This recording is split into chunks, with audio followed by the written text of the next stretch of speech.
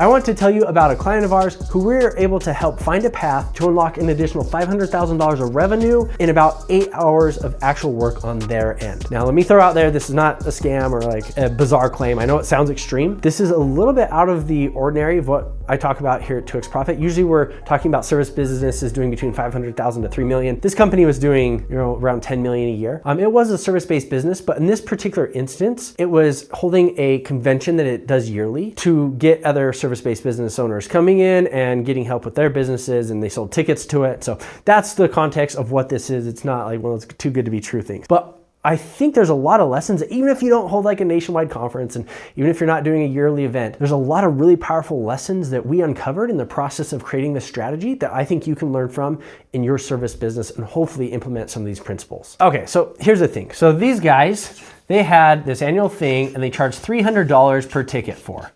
Now, here's the thing about that. Their event was in Las Vegas. People are coming in some cases internationally, but at least from all over the country to attend this convention.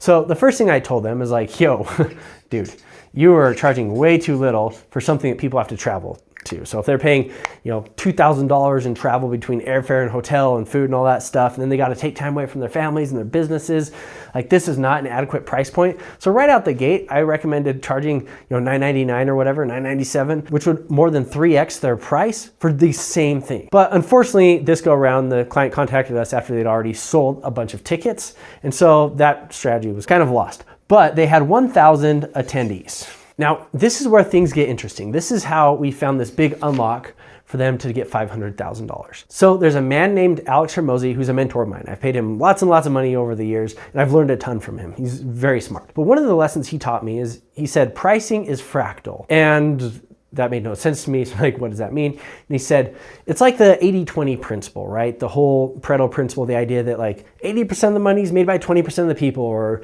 like 20% of the actions get 80% of the results, or whatever it is, right? Anytime you have the 80-20 thing, that's that Pareto principle. And he said, pricing is the same way. So if you have 1,000 people, not everybody has the same wallet. They don't have the same needs, the same desires, the same ambitions, the same purchasing power. And one common mistake I see across service-based businesses is most business owners, they fall into this belief that like all my customers will pay the same amount for the same service. Or maybe, if this house is bigger or whatever, maybe they'll pay like twice as much. But what Alex taught me is that some people will pay 10 times as much because those people have money to pay for it and they value speed, security, ease, making sure that it actually gets done on time more than they value the money. A percentage of the population is always going to be that way. So with that lesson in mind, when we were evaluating this client's business, we said, okay, we have 1,000 people here, and the client told us, hey, we actually are not going to make money or even break even with 1,000 attendees.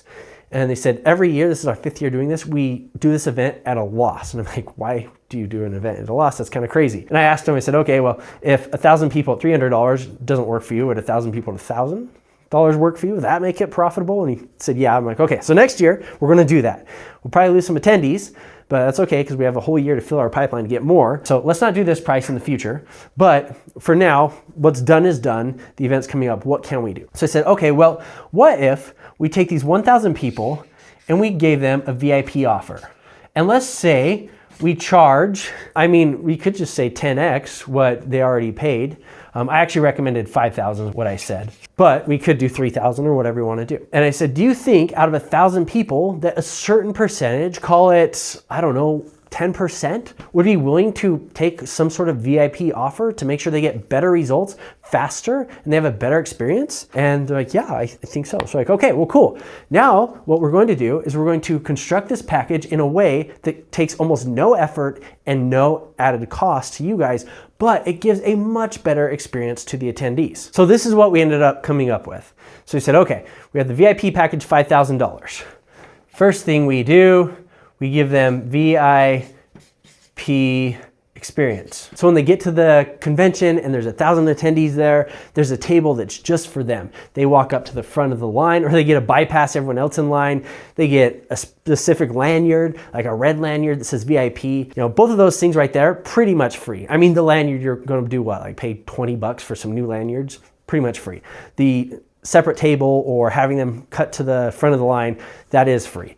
So that's the first thing we're going to do. Next thing we're going to do is we're going to give them the front row seating. So in every session, every breakout room, the front row has, a ribbon, a sign, whatever, it says reserved for VIPs, and only the VIPs get to sit there. And every time you welcome people to the session, you say, hey, special welcome to our VIPs. You guys are the ones that are showing you want to be here, whatever, blah, blah, blah, whatever the pitch is, right? Front row Joes, those are your VIPs. Whenever someone in the front row raises their hand, they have a question, you call on them first. I don't care if there's 1,000 people in the room. Your VIP raises a hand, you call on them first. That's part of the VIP experience. Now, another thing we said, okay, all these people, you have to feed them all, right? They're all hungry. What if, instead of feeding them with the masses, the 1,000 people in the cafeteria, what if we have a breakout luncheon with your executive team? Your executive team has to eat. Your VIPs have to eat. These people have to eat. The only difference between the meals in this case are these 1,000 people, they go into the General Assembly lunch, and then these 100 people, 200 people, whatever, they are eating in the breakout room where your executive team is eating, and then it turns into a Q&A. So now you're starting to get a really interesting thing going on here, because now people get their questions answered, they get a better experience, they get attention for being the VIPs, they get to look like the super ballers at the event, and now they get to meet with your executive team, people who have built a $1,000,000 business, to get help with their own businesses. This is starting to look very compelling, right? And then there's some other things, like you can get the digital recordings, you can get, VIP access for the next year, whatever it is, right? The basic premise is that we added all of these perks to being a VIP that cost almost no money to fulfill. This didn't cost a lot. They already had the space rented out. They already had the tables. They already had the food. They already had the people there. Just separate them and make the experience better, right? And then throughout the event, you want to call attention to the VIP experience and be like, hey, next year when you come, you can be VIP. Or it's not too late to go VIP now. If you want, go talk to the registration desk and we can upgrade your lanyard and you get into all the VIP access things. And then we even talked about doing like a 3-hour extra session if they wanted to with the executive team, which once again would push this value up over the top. So if you take this offer and you present it to 1,000 people, even if only 10%, so just 100 people take you up on that, that is a lot of money for not a lot of work. Matter of fact, it's $500,000 for not a lot of work. So how does this apply to you and your business? Once again, you're probably not having a convention, you're probably not worrying about VIP tickets or anything like that, but you do have a certain percentage of your customers that will pay more money, whether it's 5x, 10x, 20x, to get a better experience and to get better results. People buy from you not because they're trying to save money. The best way to save money is to not buy from you at all. They buy from you because they're trying to get a result that you can offer. They trust that you can get them that result. A certain amount of those people want an even greater certainty that they will get the result better, faster, stronger, whatever it is, and they will pay a premium for that. And so when you structure an offer, you have your core offer, that's great, right? But you should also have a VIP offer. Because even if you don't think anyone will ever take you up on it, say like my usual service is, $1,000. Even if you don't think anyone will take you up on the $10,000 service, well, in the very least case scenario, you now have a high anchor that makes your $1,000 base price look more reasonable, but you might be surprised. You might find out that a certain percentage of your people will pay 10 times the price and make you a significant amount more profit for hopefully not a lot more effort. Now, Alex Hormozi, I want to use him as an example because he's the one that taught me this principle, and he talks about this publicly, so I don't feel weird talking about it. So Alex has his program. If you're not familiar with Alex Hormozi, he sold a business in the fitness space. He sold it for like $46.2 million or whatever.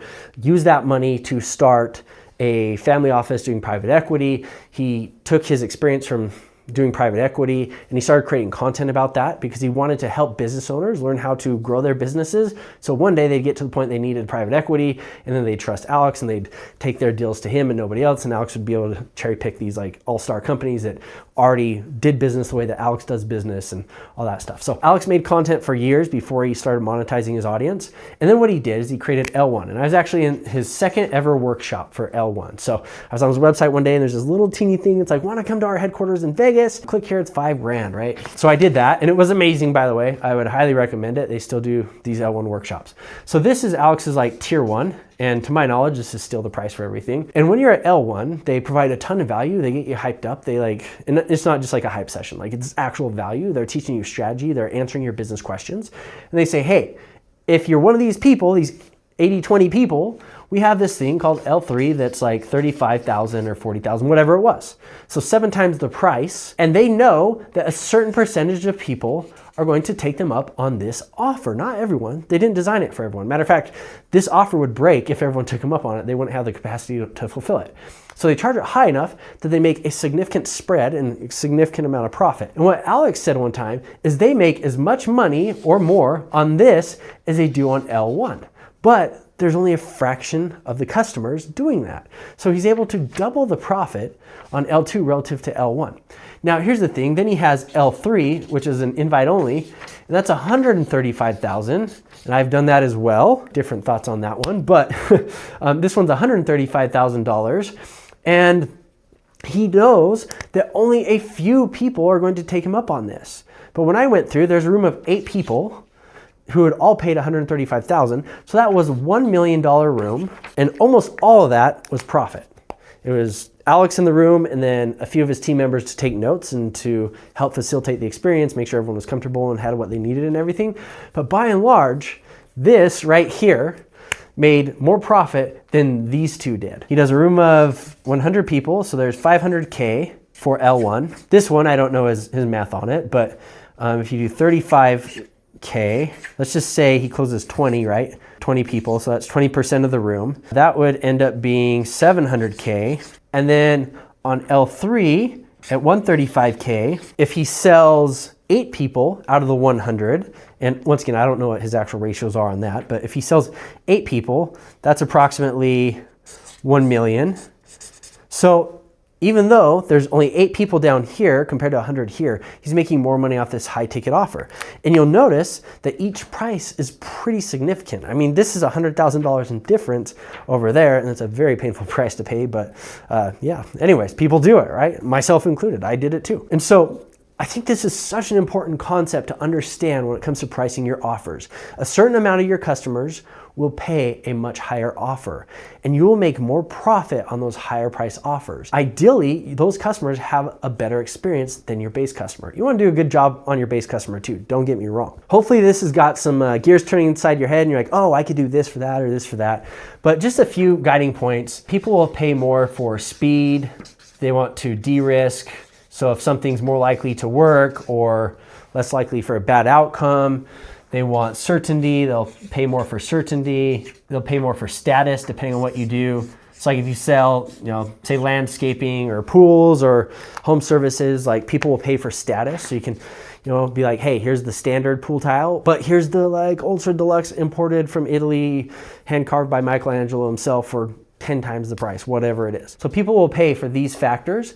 And of course there's other things as well, but these are some of the main ones. And so just ask yourself, what could I charge for my base price if I made it twice as fast? Or if I did it tomorrow instead?